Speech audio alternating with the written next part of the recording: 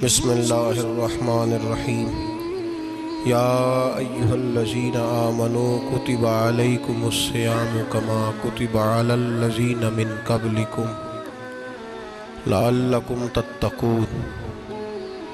قال النبی صلی اللہ علیہ وسلم لکل شیء زکاۃ وزکاۃ الجسد الصوم او کما قال صلی اللہ علیہ وسلم صدق اللہ العظیم وصدق رسولہ النبی الکریم۔ ان اللہ وملائکتہ یصلون علی النبی یا ایہا الذین آمنوا صلوا علیہ وسلموا تسلیما۔ اللہم صل علی سیدنا ومولانا محمد معدن الجود والکرم وآلہ وصحبہ وبارک وسلم۔ حمد و صلاۃ کے بعد قرآن مجید سورہ بقرہ، اللہ تبارک و تعالیٰ نے ارشاد فرمایا یا ایھا الذین آمنوا کتب علیکم الصیام، اے ایمان والو تم پر روزے فرض کیے گئے، کما کتب علی الذین من قبلکم، اسی طرح جس طرح تم سے پہلے لوگوں پر فرض کیے گئے تھے، لعلکم تتقون، تاکہ تم پرہیزگار ہو جاؤ، متقی ہو جاؤ، اللہ سے ڈرنے والے بن جاؤ، گناہوں سے بچنے والے بن جاؤ، اپنی زندگی کو رب رسول کے احکامات کی روشنی میں گزارنے والے بن جاؤ۔ روزہ ایک پریکٹس ہے، ایک مجاہدہ ہے، ایک جد و جہد ہے۔ جد و جہد کس چیز کی؟ اللہ کی رضا کے مطابق اپنے آپ کو ڈھالنے کی جد و جہد۔ صوم کا لغوی معنی ہوتا ہے رک جانا، حلال رزق سامنے پڑا ہے، حلال مشروب سامنے پڑا ہے، حلال رشتہ بیوی کا موجود ہے، لیکن ان سب چیزوں سے حالت روزہ میں رکنا، اللہ کی رضا کے لیے رکنا، اس کا نام روزہ ہے۔ صوم کا معنی رکنے کے ہیں، پرہیز کرنے کے ہیں، بچنے کے ہیں۔ ہر چیز موجود ہے لیکن اللہ کا حکم نہیں ہے تو لہٰذا کھا نہیں سکتے۔ تو رب فرماتے جب جائز چیزیں تو میری مرضی کے بغیر میرے حکم کے نہیں کھا سکتا، تو نے رکنا ہے تو حرام کیسے کھا لیتا ہے؟ جائز چیز کے لیے تجھے حکم ہے، میں کہوں تو کھائے گا، میں کہوں تو نہیں کھائے گا۔ میں نے حکم دے دیا جائز ہے، روٹی ہے، کھانا ہے، گوشت ہے، تیری فریج میں پڑا سارا کچھ، تو با اختیار ہے، منہ میں دانت بھی ہیں، ہضم کرنے کو ہاضمہ بھی ہے، بھوک کی شدت بھی ہے، پر میری اجازت کے بغیر تو کھا سکتا۔ روزہ رکھ لیا، اب تجھے حکم نہیں کہ تو کھائے۔ جب جائز چیز میری مرضی کے بغیر نہیں کھا سکتا تو ناجائز کیسے کھائے گا؟ میرے نبی پاک علیہ السلام نے اپنے خوبصورت الفاظ کے اندر اس مفہوم کو بیان فرمایا۔ محبوب پاک صلی اللہ علیہ وسلم فرماتے جس نے جھوٹ نہیں چھوڑا، غیبت نہیں چھوڑی، برائی نہیں چھوڑی، اللہ کو اس کے بھوکے پیاسے رہنے کی کوئی ضرورت نہیں۔ وہ کاہے کا رکا ہے؟ جب کوئی کام تو اس نے اللہ کی رضا والا کیا نہیں۔ روزہ رکھ کے دغا کر رہا ہے، روزہ رکھ کے جھوٹ بول رہا ہے، روزہ رکھ کے کم ماپ رہا ہے، تول رہا ہے، دھوکہ دے رہا ہے، رشوت لے رہا ہے، فراڈ کر رہا ہے، حرام کا مال کٹھا کر کے کہتا ہے اس میں سے چلو 10 دیگے بھی پکا دیں گے۔ وہ بھائی جو کام اللہ نے تجھے کرنے کو حکم دیا تھا، جب تو وہ بجا ہی نہیں لا رہا، مقصد روزہ ہی تو حاصل لعلکم تتقون۔ روزے کا مقصد یہ ہے کہ تو پرہیزگار ہو جائے۔ میرے نبی پاک علیہ السلام کی بارگاہ عالی مرتبت میں 2 عورتیں آئیں، یہ چیزیں کھا لو، کہنے لگی محبوبہ ہم نے روزہ رکھا ہوا ہے۔ فرمایا نہیں، تمہارا تو روزہ نہیں ہے، حضور رکھا ہوا ہے روزہ، سحری سے لے کر اب تک کچھ نہیں کھایا، شام تک بھی نہیں کھائیں گی۔ محبوب نے فرمایا ذرا کہہ تو کرو، الٹی تو کرو۔ کہہ کی تو ان کے حلق سے خون بھی نکلا اور گوشت کے لوتھڑے بھی نکلے، پھوٹیاں بھی نکلی۔ نبی پاک نے فرمایا وہاں بیٹھ کے تم نے اپنے جاننے والوں کی غیبت نہیں کی، چغلی نہیں کھائی؟ خاموش ہو گئیں، گردنیں جھک گئیں۔ نبی پاک نے فرمایا تم نے قرآن نہیں پڑھا کہ جو اپنے بھائی کی غیبت کرتا ہے وہ مردہ بھائی کا گوشت کھاتا ہے؟ تو گوشت کھا کے بھی تمہارا روزہ رہ گیا۔ کس طرح کا روزہ ہے کہ صاحب روزہ رکھ کے نہ رکھنے والوں پہ تنقید کر رہے ہیں؟ تراویحاں پڑھ کے نکلے ہیں تو کہتے ہیں میں اکیلا ہی نیک ہوں، باقی تو محلے میں کوئی پڑھتا ہی نہیں۔ یہ کیسا تیرا روزہ ہے کہ تو روزہ رکھ کے تو اس کے مقصد کو نہیں سمجھا؟ لعلکم تتقون، روزہ دار تو وہ ہے کہ روزہ رکھا ہوا ہے، کھانے بھی سے رکا ہے، پینے سے بھی رکا ہے، عمل زوجیہ سے بھی رکا ہے، پھر وہ جھوٹ سے بھی رکے، غیبت سے بھی رکے، بدنگاہی سے بھی رکے، حرام خواری سے بھی رکے ساری چیزوں سے۔ یہ بتلائیے کہ روزے کی حالت میں اپنی بیوی کے پاس جانا منع ہے تو غیر محرم کو دیکھنا جائز ہے؟ ہمارے ٹی وی پہ میں نے پہلے بھی کہا تھا کہ ہم ٹھیکیدار اور ذمہ دار نہیں ہیں مذہب کی۔ یہاں ہمارے آنے سے پہلے بھی کوئی بیٹھا تھا، ہم مریں گے تو یہاں ہم سے بڑے بڑے نیک لوگ بیٹھے ہیں، کوئی بندہ ذمہ دار نہیں ہے۔ بڑے بڑے کج کلا، صاحب جبہ و دستار، بڑے بڑے صاحب بصیرت، آئمہ، فقہاء، علماء، زعماء، نقباء، صوفیاء، اولیاء، غوث، کتب، ابدال، اوتاد، کتب الاقطاب، جانے کون کون آئے، علماء آئے، مفسرین آئے، محدثین آئے، گزر گئے۔ ہم تو خاک نشین لوگ ہیں، تھوڑا کام کرنے والے، تھوڑی صلاحیت رکھنے والے۔ لیکن بھائی اگر کرتے ہیں تو ایک کام کرتے ہیں، ساتھ دوسرا نہیں کرتے۔ یہ کس طرح کا دین سکھانے لوگ نکلے کہ شوال سے لے کر شعبان تک گانا سنایا جائے گا، شعبان سے لے کر شوال تک ناچ گانا کیا جائے گا، شوال سے لے کر شعبان تک دھما چوکڑی ہوگی، رمضان آئے گا تو حدیثیں سنائی جائیں گی، رمضان آئے گا تو لوگوں کو قرآن پڑھ کے سنایا جائے گا۔ یہ مذہب بانج نہیں ہے، ایک گویے مذہب سکھائیں گے، ایکٹر مذہب سکھائیں گے۔ یہ مذہب بانج نہیں ہے کہ ایک گلاس کے اندر پہلے شراب پی لو، پھر اسی گلاس میں رمضان آئے تو شہد بانٹنا شروع کر دو۔ یہ بانج نہیں، یہ میرے رسول اللہ کا مذہب ہے۔ اگر تمہیں شوق ہے دین سیکھنے سکھانے کا، یکم رمضان کو توبہ کرو اور کہو کہ ہم ٹی وی پہ بیٹھ کے حدیثیں سنائیں گے تو سارا سال سنائیں گے، اور جس زبان سے حدیث نکلے گی پھر اس سے کبھی گندا گانا نہیں نکلے گا، پھر کبھی ناچ گانا نہیں ہوگا۔ یہ کون سا مذہب ہے جو بیویاں سکھا رہی ہیں؟ یہ کون سا دین ہے جو عورتیں سکھا رہی ہیں؟ میرے رسول پاک صلی اللہ تعالیٰ علیہ وآلہ وسلم کا وہ مذہب ہے کہ میرے اعلیٰ حضرت فاضل بریلوی رحمت اللہ علیہ نے فرمایا، مرد کے لیے جائز نہیں کہ وہ عورت کی زبان سے میلاد بھی سنے، نعت بھی سنے۔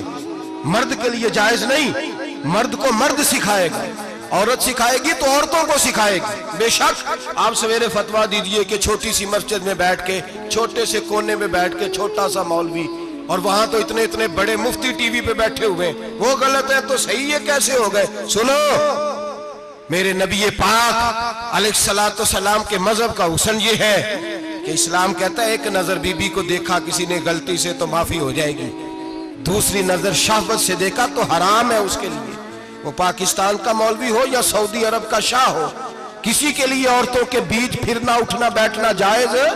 میرے نبی پاک صلی اللہ تعالیٰ علیہ وسلم نے فرمایا ہے میں عورتوں سے مصافحہ کرنے نہیں آیا، اور میرے نبی پاک صلی اللہ علیہ وسلم نے فرمایا ہے، حضور فرماتے لیکن نا کتا بالکل ناپاک نہیں ہوتا، کتے کا تھوک ناپاک ہوتا ہے، یا کتا گیلا ہو جائے تو ناپاک ہوتا ہے، لیکن خنزیر سارا ناپاک ہوتا ہے، کل ناپاک ہے خنزیر۔ نبی پاک نے فرمایا خنزیر بھی ہو اور گند میں لتھڑا ہوا بھی ہو، پیشاب میں لتھڑا ہوا ہو، گوبر میں لتھڑا ہوا ہو، پخانے اور فضلے میں لتھڑا ہوا خنزیر ہو، اس کا جسم تیرے ساتھ ٹکرا جائے تو اتنا برا نہیں جتنا غیر محرم عورت کا وجود تیرے ساتھ ٹکرا جائے تو برا ہے۔ اس حد تک میرے نبی پاک صلی اللہ علیہ وسلم اور گنبد کے معاملے میں فتویٰ دینے والے، یا رسول اللہ کہنے پر کفر کا فتویٰ دینے والے اور بڑی بڑی باتیں کرنے والے خاموش کیوں ہو گئے؟ یا ایھا الذین آمنوا لا تتخذوا اليہود والنصارى اولیاء، رب فرماتا ہے یہودیوں اور عیسائیوں کو دوست نہ بناؤ، یہ تمہارے دوست ہو سکتے، یہ تمہارے سجن ہو سکتے؟ جب عرش کا مالک کہہ رہا ہے سجن نہیں ہو سکتے تو دوستی کی بات کیسے بڑھا رہا ہے؟ یا رسول اللہ ہمارے سجن کون ہو سکتے ہیں؟ فرمایا تمہارا دوست وہ ہو سکتا ہے جو محمد عربی کا غلامی کرنے والا ہو، جو رسول اللہ کی نوکری کرنا ہو دوست ہوگا۔ دوسرا دوست ہو سکتا؟ کوئی ایکٹر مذہب نہیں سکھائے گا، کوئی گویہ مذہب نہیں سکھائے گا۔ حضرت جناب سیدنا جنید بغدادی، بغداد کے پیر سے کسی نے پوچھا تھا آج سے 1100-1200 سال پہلے، وہ تو زمانہ ویسے نیکی اور پرہیزگاری کا تھا، کہا بابا جی مرد اور عورت نیک ہو، بغیر پردے کے، بغیر حجاب کے، بغیر دیوار کے بیٹھ کر ایک دوسرے کو دین سکھا سکتے ہیں؟ حضرت صاحب بتائیے، مرد اور عورت نیک ہو تو بغیر پردے اور حجاب کے ایک دوسرے کو دین سکھا سکتے ہیں؟ تو حضرت جنید بغدادی فرمانے لگے، سکھانے والا حسن بصری ہو اور سیکھنے والی رابعہ بصری ہو تو پھر بھی بغیر پردے کے بیٹھنے کی اجازت نہیں۔ تو مفتی صاحب کو اجازت کس نے دی؟ مولانا صاحب کو اجازت کس نے دی؟ بڑا وہ نہیں ہوتا جو ٹی وی پہ زیادہ آتا ہے، بڑا وہ ہوتا ہے جو رسول اللہ کے دین پہ عمل زیادہ کرتا ہے۔ حضرت عبداللہ ابن مسعود رضی اللہ تعالیٰ عنہ فرماتے، زیادہ باتیں کرنے والا عالم نہیں ہوتا۔ حضور پھر عالم کون ہوتا ہے؟ فرمایا پڑھو قرآن، انما یخشی اللہ من عبادہ العلماء۔ فرمایا بڑا عالم وہ ہوتا ہے جو اللہ سے زیادہ ڈرتا ہے، اس لیے کہ رب فرماتا ہے میرے بندوں میں سے جو عالم وہ ہیں جو اللہ سے زیادہ ڈرتے ہیں، خوف رکھتے ہیں۔ تو میرے بھائی رمضان المبارک میں بچنا ہے، پرہیز کا وقت ہے، تو کوئی شخص بھی کوئی شو نہ دیکھے، میری منت ہے آپ حضرات، کوئی شو نہ دیکھے۔ عورت کا تو پردہ ہے، تو ہمیں تو تماشے پہ لگا دیا گیا، عجیب قسم کے ایکٹر آ گئے اور مذہب سکھا رہے ہیں۔ میری اپیل ہے آپ سے کہ سحری افطاری کے وقت ٹیلی ویژن بند رکھیں، کیا چیز کھول کے رکھیں؟ یا قرآن کھول کے رکھیں یا رسول اللہ کا فرمان کھول کے رکھیں، اللہ رسول کی طرف توجہ رکھیں، وہ سیکھنے سکھانے کا وقت ہے۔ چھوڑیں، گویوں سے دین سیکھا جائے گا، ہمیں کوئی شکوہ نہیں، یہ پکی توبہ کریں، سویرے آئیں آ کے دین سکھائیں۔ اور میں ان سے بھی اپیل کروں گا کہ آؤ دین سکھاؤ۔ حضرت فضیل بن عیاض فرماتے ہیں میں ڈاکو تھا، کبھی کبھی چھپ چھپا کے جمعہ پڑھا کرتا تھا، پھر میں نے توبہ کی تو سچی توبہ کی، پھر میں نے توبہ کی تو رب کو راضی کرنے والی توبہ کی، پھر میں نے توبہ کی تو چھوڑی ہر شے، غریبوں کا لوٹا ہوا مال واپس کیا، جس کے پیسے نہ دے سکا اس کے گھر میں جا کے اس کی بھینسوں کو چارہ ڈالا، اس کے اونٹوں کی خدمت کی، میں نے قرضے چکائے۔ فرمایا میں سچی توبہ کر کے مسجد آیا، جس خطیب کے پیچھے میں جمعہ پڑھا کرتا تھا وہ میرے ہاتھ بیعت کر کے مرید ہو گیا۔ اللہ تبارک و تعالیٰ نے اپنے بندوں کے دل میری طرف پھیر دیے، پھر تمہیں اس میں انعام دینے کی ضرورت نہیں پڑے گی، پھر تم کٹیا نشین بن کے بھی دین پھیلاؤ گے تو اللہ اس میں تاثیر پیدا فرما دے گا۔ تو روزے کا معنی رکنا ہے، روزے کا معنی بولیے، روزے کا معنی رکنا، کس سے؟ جھوٹ سے، غیبت سے، بدی سے، بدنگاہی، کھانے پینے۔ روزہ کس پہ فرض ہے؟ امیروں پہ کہ غریبوں پہ؟ جی کہنے نے میں میرا تو کام ہی محنت مزدوری والا، میں کیسے روزہ رکھوں؟ میں تو دیہڑی لگاتا ہوں تو روزہ کیسے رکھوں؟ میں نے نہیں کسی حدیث میں پڑھا کہ روزہ وہ رکھے جو دفتر میں بیٹھتا ہے۔ صحابہ کے زمانے میں تو دفتر ہوتے ہی نہیں تھے، کسی جگہ نہیں لکھا ہوا روزہ وہ رکھے گا جو اے سی میں بیٹھتا ہے، تب تو اے سی تھے ہی نہیں۔ حضرت ابوبکر صدیق رضی اللہ تعالیٰ عنہ سے لے کر جناب بلال تک سارے اپنے ہاتھ سے کام کرتے، سارے اپنے ہاتھ سے کام کرتے، سارے۔ حضرت عمر فاروق رضی اللہ تعالیٰ عنہ خلیفہ وقت ہونے کے باوجود مال غنیمت کے اونٹ چرنے جاتے تھے تو چراگاہ میں چھوڑنے میں جاتے تھے، لینے بھی آتے تھے واپس۔ سارے لوگ اپنے ہاتھوں سے مشقت والے کام کرتے، حضرت بلال مزدوری کرتے، سلمان فارسی مزدوری کرتے، مقداد مزدوری کرتے، صحابہ مزدوریاں کرتے، روزے رکھتے۔ اور رمضان کے جانے کا وقت ہوتا تو در رسول پہ کھڑے ہو کے عرض کرتے محبوبہ دل نہیں بھرا، دل کرتا ہے کبھی رب سارا سال ہی روزے عطا کرے، سارا سال رمضان دے تو ہم سارا سال روزے رکھنے کو تیار ہیں۔ جذبہ تھا، طاقت تھی، ہمت تھی۔ آج نوجوان لڑکا ہے کہتا ہے مجھ سے بھوک برداشت نہیں ہوتی۔ میرے بھائی رب بیماری لا دینا، اللہ سے دعا مانگے اللہ شفائے عطا فرمائے، اور دعا کریں اللہ آزمائش سے محفوظ فرمائے۔ آپ یقین کریں میں نے لوگوں کو دیکھا ہے حلق سے قطرہ نہیں اترتا، خوراک کی نالی لگی ہوئی ہے، اعلیٰ غذائیں پکی ہوئی پڑی ہیں، عرش کا مالک کہتا ہے میں تیرے حلق سے گزرنے نہیں دوں گا، قانون بن گیا۔ میں نے دیکھا ہے ڈرپ پہ لوگ زندہ ہیں، بوتل لگی ہوئی ہے گلوکوز کی، گزارا چل رہا، اعلیٰ غذائیں پڑی ہیں، لاکھوں روپیہ تجوری میں پڑا ہے۔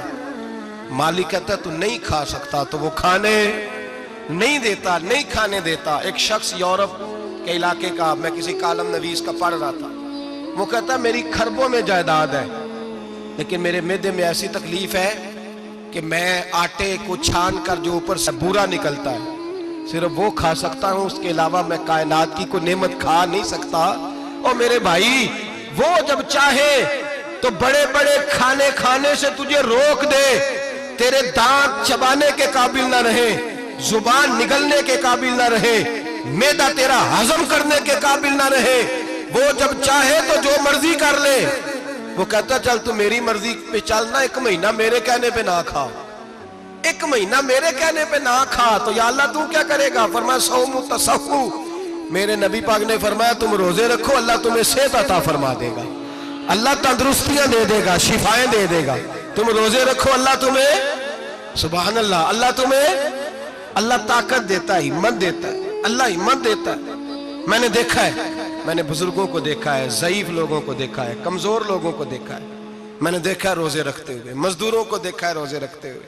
میں اپنے ابا جی کو کہتا ابا جی اتنی سخت گرمی اور مزدوری آپ کرتے اور مزدوری کے عالم میں روزہ رکھتے، تو کہتے پتر روزہ کی آندا ہے، روزہ کدوں کو جاندا ہے، روزہ اپنی جگہ تے مزدوری اپنی جگہ ہوتے۔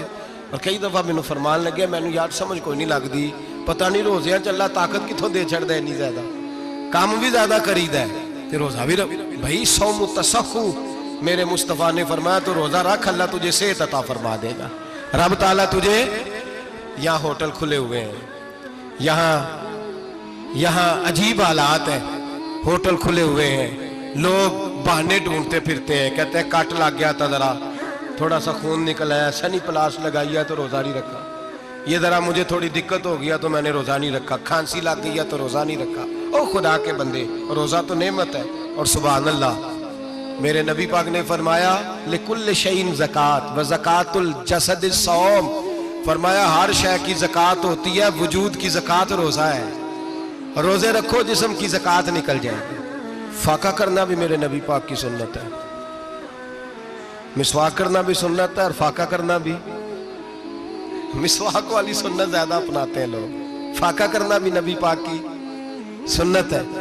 ایک صاحب مجھے کہنے لگے جناب بیٹھ کے کھانا حضور کی سنت ہے، میں نے کہا کبھی کبھی نہ کھانا بھی نبی پاک کی سنت ہے، نہ کھانا بھی حضور کی سنت ہے۔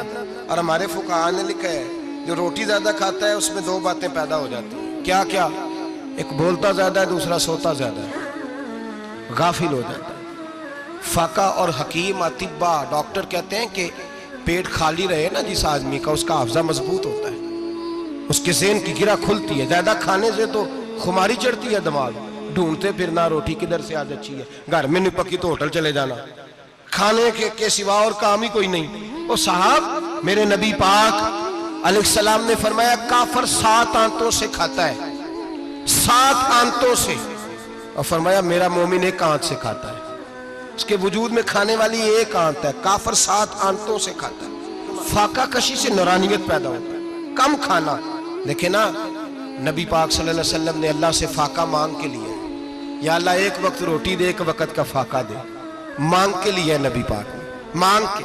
حضرت ابو ہریرہ رضی اللہ تعالیٰ عنہ فرماتے ہیں بھوک زیادہ لگتی تھی نا جب مجھے، تو میں حضرت عمر سے، ابو بکر سے، عثمان، مولا علی سے کوئی مسئلہ پوچھ لیتا تھا، اور جب میں مسئلہ پوچھتا تھا تو وہ مجھے روٹی کھلا دیتے تھے، جب میں ان سے مسئلہ پوچھتا تو وہ مجھے، حضرت ابو ہریرہ فرماتے ہیں مجھے بھوک لگی، میں حضرت عمر کے پاس گیا، ان سے مسئلہ پوچھا، ان کا رواج تھا جب میں مسئلہ پوچھتا تو پہلے روٹی کھلاتے۔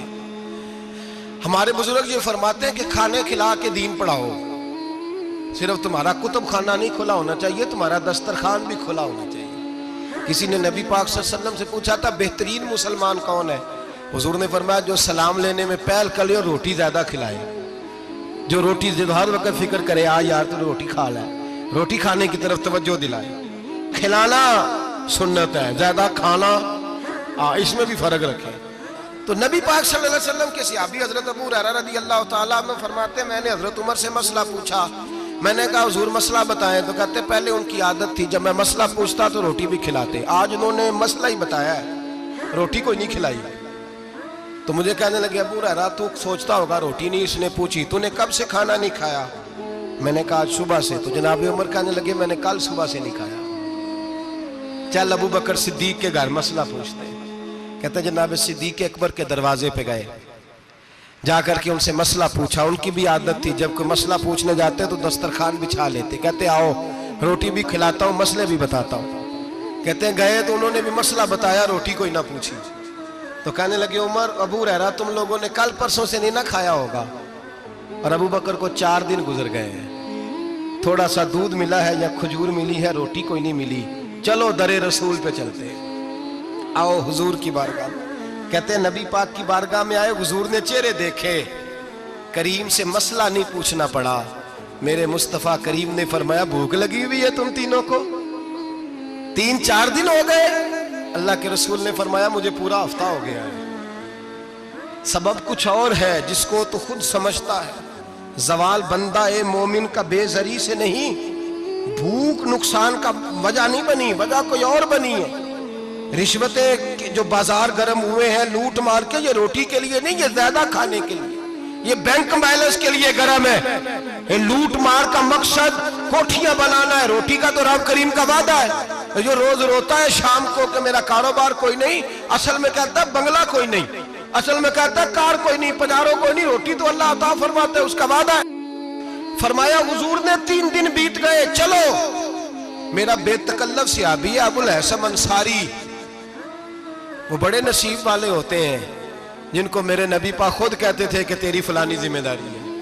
اس زمانے کا تو کسی کو کہہ دیا جائے تیری ذمہ داری ہے تو کہتا ہے یہ تو پھٹیکے ڈالنے لگ گئے, یہاں سے تو چھٹی کر دینی چاہیے.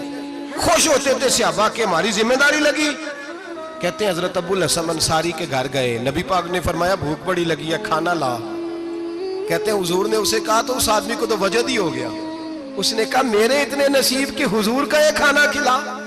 آؤ دیکھو دنیا والوں, آج جو سب سے زیادہ عزت والا ہے وہ میرا مہمان بنا ہوا ہے.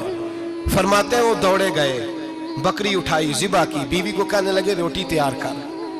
ادھر کھجوریں توڑی, انگور توڑے, کہنے لگے حضور آپ جب تک تناول کریں تب تک کھانا پک جاتا ہے. حضرت عمر کہتے ہیں روٹی پک کے آئی, بڑا پیارا گوشت, بڑا اچھا سالن, بڑا خوبصورت خلوص والا کھانا. فرماتے ہیں میں نے بڑا ہی کھایا.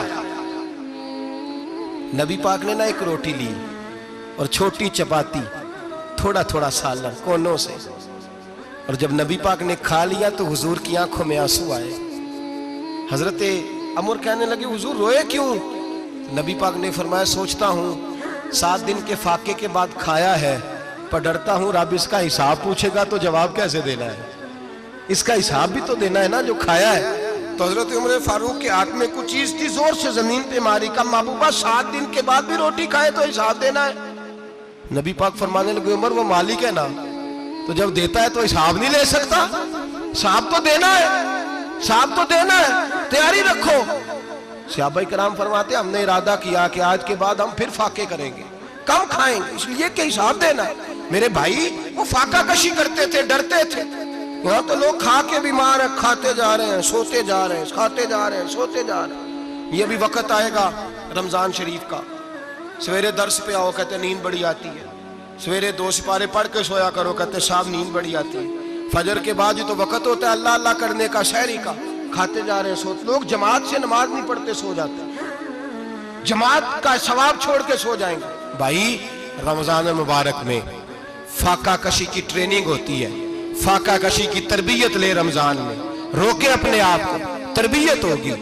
اور ہمارے صوفیاء فرماتے ہیں جو زیادہ کھاتا ہے اس کا نفس اس کو زیادہ پہ مائل کرتا ہے, خواہشات نفس پیدا ہوتی ہیں. میرے نبی پاک علیہ السلام نے جوانوں کو حکم دیا ہے یا معاشر الشباب, او جوانوں. یا رسول اللہ کیا حکم ہے؟ فرمایا یا نکاح کر لو اگر طاقت ہے, نہیں طاقت تو روزے رکھو. حضور روزے سے کیا ہوگا؟ فرمایا تمہارا نفس کچلا جائے گا, شیطان وسوسہ اندوزی نہیں کرے گا. آج نوجوان بڑھ بڑھ کے کھاتا ہے, بہت زیادہ کھاتا ہے, کبھی اس ہوٹل سے کھاتا ہے, کبھی اس ہوٹل سے کھاتا ہے. اتنا زیادہ کھائیں گے تو نفسانی قوتیں اچھل کر کے آئیں گی, مشکل ہو جائے. شادیاں دیر سے ہوتی ہیں, ماں باپ آنکھیں بند کر کے بیٹھے ہوئے ہیں. اگر ماں باپ کی ذمہ داری ہو اور ماں باپ نکاح نہ کرے تو نبی پاک نے فرمایا بچے گناہ کریں گے تو جتنا گناہ بچے کو اتنا باپ کو بھی ہوگا. تو ماں باپ چپ ہیں, دوسرا شادی مشکل بڑی ہے, مہنگی بڑی, اور تیسرا نہیں کر رہے کچھ لوگ تو روزے بھی نہیں رکھ رہے. تو رمضان ان کے لیے بھی وقت ہے, نفسانی قوتیں کچلی جائیں گی. کھانا جتنا کم کھایا جائے گا اتنا وجود کے اندر نفسانی خواہشات کم پیدا ہوں. تو رمضان تو پریکٹس ہے مجاہدے کی, دین کی. اور دوسرا میرے حبیب پاک صلی اللہ علیہ وسلم نے فرمایا ہے, حضور فرماتے ہیں کہ رمضان اور قرآن کا آپس میں رشتہ ہے. قرآن پاک کتنا پڑھنا چاہیے روزانہ؟ زیادہ سے اللہ جزا دے. امید ہے آپ زیادہ سے زیادہ ہی پڑھتے ہوں گے. بھائی سنیں، حدیث مبارکہ میں نبی پاک نے فرمایا رمضان اور قرآن دونوں مل کے نا، بڑی پیاری حدیث ہے، فرمایا دونوں مل کے اللہ کی بارگاہ میں میری امت کی سفارش کریں گے. رمضان اور اللہ اکبر. کس طرح؟ نبی پاک فرماتے ہیں رمضان کہے گا اے اللہ دن کے وقت میں نے اسے تیری رضا کے لیے کھانے پینے سے باز رکھا، اور قرآن کہے گا یا اللہ رات کو تیری رضا کے لیے کھڑا ہو کے یہ قرآن سنتا تھا. رمضان اور قرآن دونوں سفارش کریں گے. ہم نا بڑا کچھ پڑھتے ہیں، سنتے ہیں، سیکھتے ہیں. اب یقین کریں یہ کھاتے بھائی کا بھائی سے اختلاف ہو جانا تو وہ 30 سال پرانے کھاتے کھول کے لے آتا ہے، ساری رات ڈھونڈتا ہے کہ میرے پیسے کہاں سے نکلتے ہیں. پڑھ لیتا ہے. قرآن پاک کی باری آتی ہے تو نہیں پڑھتے قرآن پاک. ابا جی کا ختم ہوتا ہے تو مانگتے پھرتے ہیں، کہتے 2 قرآن پاک 10 قرآن پاک. یہ باتیں بتانی نہیں چاہیے، کرنی نہیں چاہیے، لیکن چونکہ تربیت کے لیے بیٹھا ہوں تو کر دیتا ہوں. میرے شاگردوں سے پوچھیں، یہاں مدرسہ ہے الحمدللہ، درجنوں طلباء ہیں، اساتذہ ہیں، میرے پیر بھائی ہیں، اور میرا یہ دعویٰ ہے کہ شاید کوئی کسی سے اتنا پیار کرتا ہو جتنے میرے شاگرد اور مرید مجھ سے کرتے ہیں. لیکن میں نے کبھی کسی سے نہیں کہا کہ ذرا سورت فاتحہ پڑھ کے دینا، میں نے اپنے ابا جی کو ثواب دینا ہے. پوچھ لیں کسی سے نہیں کبھی کہا. کبھی نہیں میں نے کہا کہ ذرا مجھے تھوڑا سا قرآن پڑھ دیں. میں اس کو ناجائز نہیں کہتا، پڑھوانا چاہیے، لیکن میں اپنے والدین کے لیے کبھی سوال نہیں کرتا کہ مجھے ذرا پڑھ کے دو، میں نے بخشنا ہے. اس لیے کہ میں نے ذاتی طور پہ روٹین بنائی ہے. میں سمجھتا ہوں کہ کائنات کے اندر میرے اوپر جن لوگوں نے احسان کیے ان میں سب سے زیادہ حصہ میرے ماں باپ کا ہے. میں سمجھتا ہوں اس بات. کتنا نالائق ہوں میں کہ میں 1 مہینے میں ایک قرآن پاک بھی پڑھ کے ان کی روح کو احسان نہیں کر سکتا. میرا یہ طریقہ ہے ذاتی، میں قدغن نہیں لگاتا، میرا ذاتی طریقہ یہ الحمد سے شروع کرو اور 2 سورتیں چھوڑ کے قرآن پاک ختم کر دو آخری، اور پھر فلق اور ناس سورتیں ساتھ لے جاؤ. یہاں بیٹھ کے سالے ثواب نہیں کرنا، ختم نہیں دلانا، ساتھ لے جاؤ، قبر پہ کھڑے ہو جاؤ اور فلق اور ناس سورتیں قبر پہ بیٹھ کے تلاوت کرو. اور جو قرآن مجید پڑھا ہے ان کی روح کو وہاں احسال کرو. اور بھائی اولاد جب ماں باپ کے لیے پڑھتی ہے تو اسے کہنا نہیں پڑتا اللہ بخش دے، اس لیے کہ اولاد کی نیکیاں خود بخود ماں باپ کے کھاتے میں جمع ہوتی ہیں، خود نیکیاں جمع ہوتی ہیں. میرے بھائی تو بچوں سے یہ تو مطالبہ کرتا ہے کہ بیٹا اس سال رمضان المبارک میں میرے لیے ستو ضرور بنانا، فلانی چٹنی ضرور تیار کرنا. یہ کیوں نہیں کہتا بیوی سے کہ ڈشیں کم بنانا، تو بھی بیٹھ کے قرآن پاک پڑھ، میں بھی قرآن پاک پڑھتا ہوں. ادھر آؤ بیٹا یہاں بیٹھ کے تلاوت کرو، میں بھی کرتا ہوں. بیٹی ادھر آؤ بیٹھ کے قرآن پاک پڑھو. کتنا وقت لگتا ہے؟ حافظ اور قاری اور علماء اگر پڑھے تو 20-25 منٹ لگتے ہیں قرآن پاک کا سپارہ پڑھنے، اور اٹک اٹک کے پڑھنے والا بھی پڑھے تو 1 گھنٹہ لگ جائے گا. اور میرے نبی پاک صلی اللہ علیہ وسلم نے فرمایا جو قرآن پڑھتے ہوئے اٹکتا ہے اللہ اسے ڈبل ثواب عطا فرماتا ہے. فرمایا جو زبانی پڑھے سنگل ثواب، جو دیکھ کے پڑھے اسے ڈبل ثواب. حضور کیوں؟ فرمایا اس لیے کہ میرا قرآن دیکھنے پہ بھی اللہ ثواب عطا فرماتا ہے. قرآن دیکھنے پہ بھی اللہ ثواب دیتا ہے، دیکھنے کا بھی ثواب. رمضان شریف میں قرآن پاک پڑھے، کھول کے پڑھے. اور میرے بھائی اگر تیرا بچہ پڑھے، اگر تیری بیٹی پڑھے، کائنات کا خوش نصیب باپ وہ ہے کہ بیٹا قرآن پڑھے، چاہے ناظرہ ہی پڑھے. جس کی بیٹی پڑھے، زندگی میں انہیں اس کام پہ لگا جاؤ، مرنے کے بعد بھی پڑھیں گے. امام جلال الدین سیوطی شافعی رحمت اللہ علیہ فرماتے حضرت عیسیٰ قبر کے پاس سے گزرے، قبر پہ عذاب ہو رہا تھا، اللہ کا غضب برس رہا تھا. جناب عیسیٰ استغفار پڑھتے ڈرتے گزر گئے. تھوڑی دیر کے بعد، چند گھنٹوں کے بعد گزرے تو اسی قبر پہ پھول کھلے ہوئے تھے، رحمت برس رہی تھی. حضرت عیسیٰ علیہ السلام عرض کرنے لگے مولا تو بے نیاز ہے، میری طاقت نہیں تیرے کاموں میں بولنے کی، پر ابھی تو یہاں عذاب ہو رہا تھا، ابھی رحمت برس رہی ہے. جناب عیسیٰ کہتے ہیں آواز خدا بندی آئی، عیسیٰ بندہ بڑا گناہگار تھا، پاپی تھا، مجرم تھا، خطا کار تھا، لیکن جب اس کا انتقال ہوا، اس کی بیوی حاملہ تھی، اس کے پیٹ میں بچہ تھا، بچہ اس کے انتقال کے بعد پیدا ہوا. آج وہ 4-4.5 سال کا ہوا ہے، مکتب میں گیا ہے، مدرسہ میں گیا ہے، استاد نے بسم اللہ شریف پڑھائی ہے. فرمایا اس نے توتلی زبان سے کہا ہے بسم اللہ الرحمن الرحیم. کہا عیسیٰ مجھے بتلا اس زمین پر وہ معصوم جسے ابھی رحمان اور رحیم کہنا نہیں آتا، وہ توتلی زبان سے مجھے رحمان اور رحیم کہے. اور میں اسی زمین پہ اس کے باپ کو عذاب دوں؟ فرمایا اس نے ایک بار رحمان اور رحیم کہا ہے، میں نے اس کی باپ کی قبر کو نور سے معمور فرما دیا ہے، نور سے بھر دی ہے قبر، برکت سے بھر دی ہے۔ اللہ کرے میرے بیٹے بھی قرآن پڑھے، اللہ کرے میری بیٹیاں بھی قرآن پڑھے، اللہ کرے ہم سب کی اولادیں قرآن پاک پڑھے۔ لیکن نا امام اعظم ابو حنیفہ رمضان میں 61 قرآن پاک پڑھتے تھے۔ کتنے؟ 60 تھے ایک، اللہ اکبر، ایک قرآن پاک دن میں پڑھتے پورا، ایک رات کو پڑھتے، ایک تراویح میں پڑھتے، 61 قرآن پاک امام صاحب پڑھتے۔ آپ فرماتے میں نے چھوڑ دیے سارے وظیفے، میں صرف رسول اللہ کا قرآن پڑھتا ہوں۔ رمضان سارا قرآن پاک، سارا رمضان۔ اب تو عادت ہی نہیں رہی ہمیں قرآن پاک کی۔ اگر لوگ ناراض نہ ہوں تو محفل نعت ہوتی ہے تو تلاوتیں کتنی ہوتی ہیں، اور نعتیں ہم نے ذوق ہی نہیں بنایا، ذوق ہی نہیں بنایا ہم نے تلاوت قرآن کا، اس لیے کہ قراء علماء فقراء ان کو ہم تیار ہی نہیں کر رہے، ہم تو ایکٹر پال رہے ہیں جو پیسے لیتے ہیں نعت خوانی کے، معاذ اللہ۔ او میرے بھائی، کیا قرآن میرے نبی کی نعت نہیں؟ حضرت عائشہ صدیقہ رضی اللہ تعالیٰ عنہ کے پاس صحابہ گئے، کہنے لگے اماں جی ہمیں نبی پاک کا اخلاق بتلائیں، تو اماں جی کہنے لگی جاؤ جا کے قرآن پاک پڑھو، کالا خلقہ القرآن، سارا قرآن میرے نبی کے اخلاق کا ہی نام ہے، یہ ساری نعت ہے، یہ ساری نعت ہے۔ اس نعت کو سننے لوگ کیوں نہیں آتے؟ اتنا راش محفل نعت میں اتنا تراویح پہ کیوں نہیں ہوتا؟ اور ملت کا جوان یاد رکھے، بوڑھے تراویحاں پڑھتے ہیں، ضعیف تراویحاں پڑھتے ہیں، گھٹنوں میں درد ہے تراویحاں پڑھتے ہیں، بیمار بوڑھے تراویحاں پڑھتے ہیں، جوان وہاں چوک میں کھڑے۔ کیا جوانی اس لیے ہے چوکوں میں کھڑا ہوا جائے؟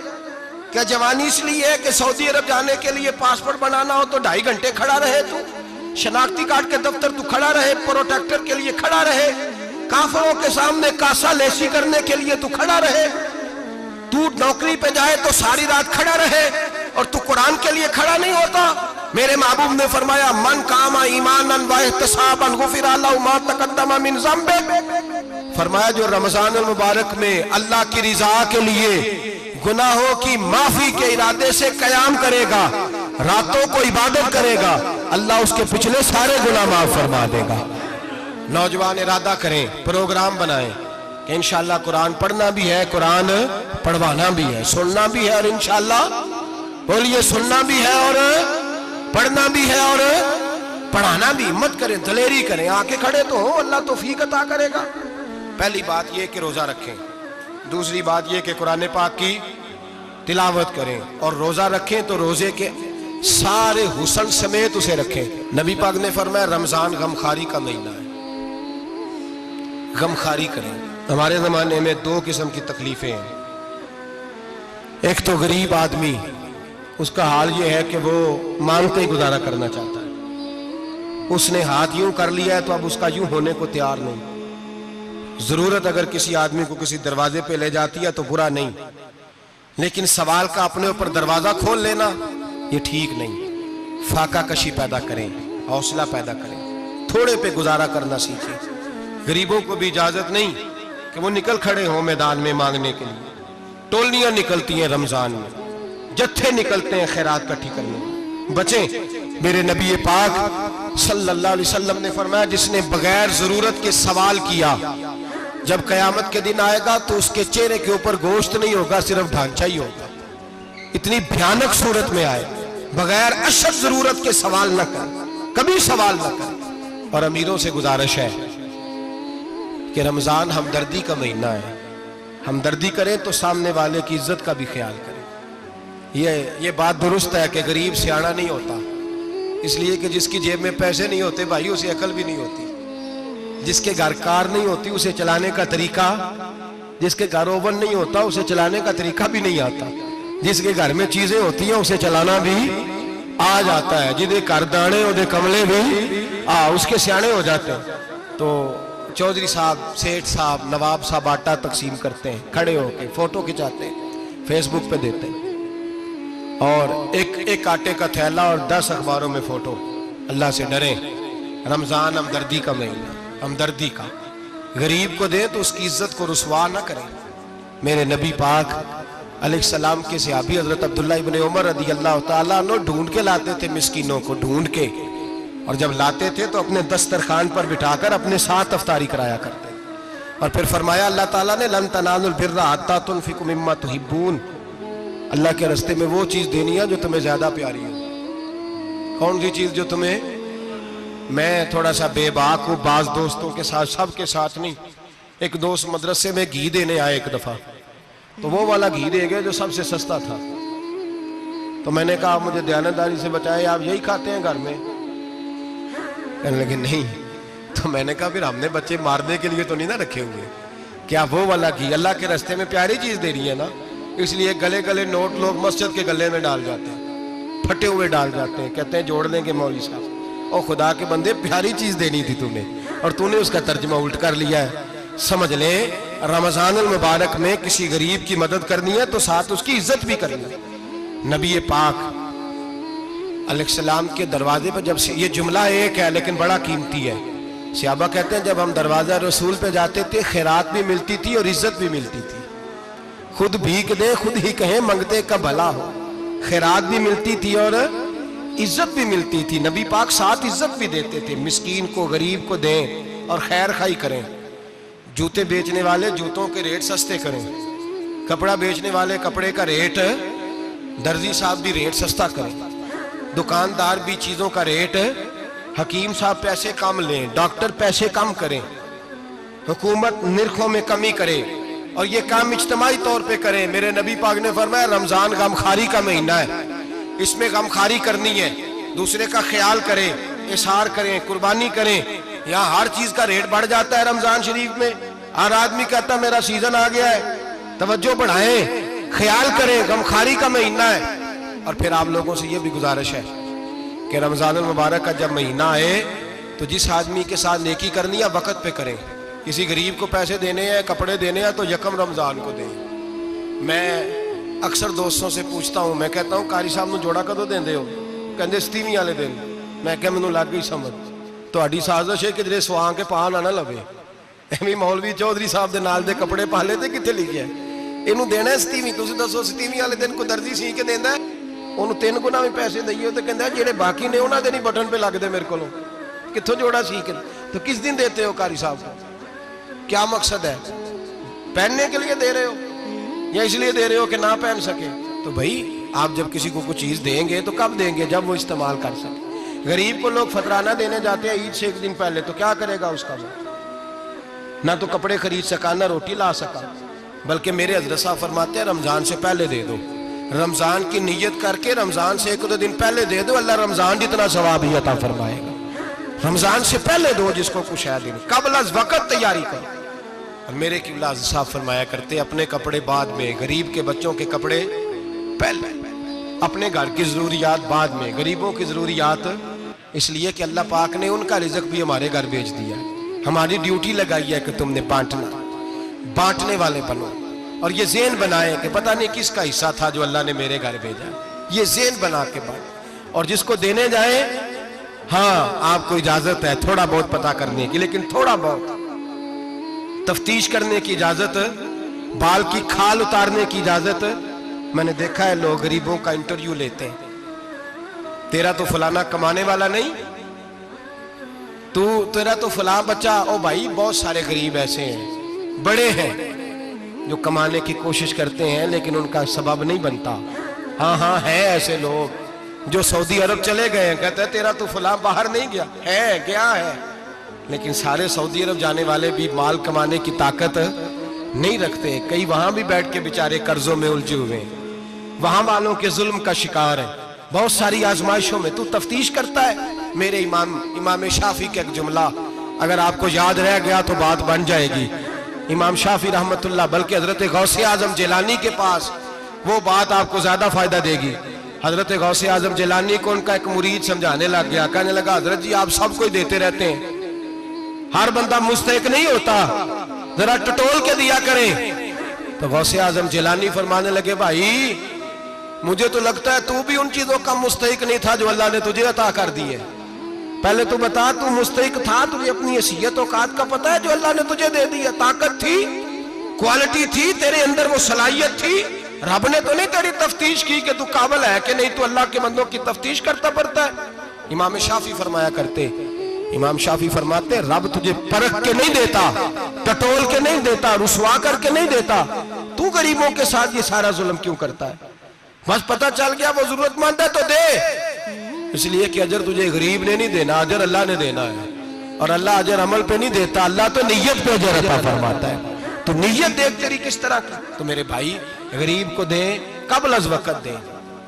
رمضان مبارک میں چوتھا کام، بات آخری اور چوتھا کام سنیں، رمضان میں دین سیکھیں۔ شیطان قید ہوتا ہے زیادہ سے زیادہ، اور جب آدمیوں کا پیٹ خالی ہوتا ہے نا تو ذہن جو ہوتا ہے نا وہ بھی اس کا فریش ہوتا ہے، اس میں کوشش کریں دین سیکھنے کی۔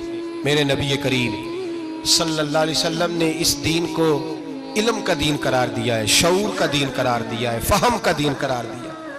نبی پاک صلی اللہ علیہ وسلم نے فرمایا ایک عبادت کرنے والا عشاء کے بعد کھڑا ہو اور فجر تک نماز پڑھتا رہے، ایک عالم دین عشاء پڑھ کے سو جائے اٹھ کے فجر پڑھ لے تو وہ 70 عبادت کرنے والوں کا درجہ زیادہ نہیں، عالم کا درجہ پھر بھی زیادہ ہے، اس عالم دین کا درجہ زیادہ ہے، اس لیے کہ وہ لوگوں کو آگاہی دیتا ہے، شعور بخشتا ہے۔ یہ دین جو ہے یہ، اور نبی پاک صلی اللہ علیہ وسلم نے فرمایا عبادت کرنے والے پر عالم کا درجہ اتنا ہی زیادہ ہے جتنا میرا درجہ اپنے غلاموں پر زیادہ ہے۔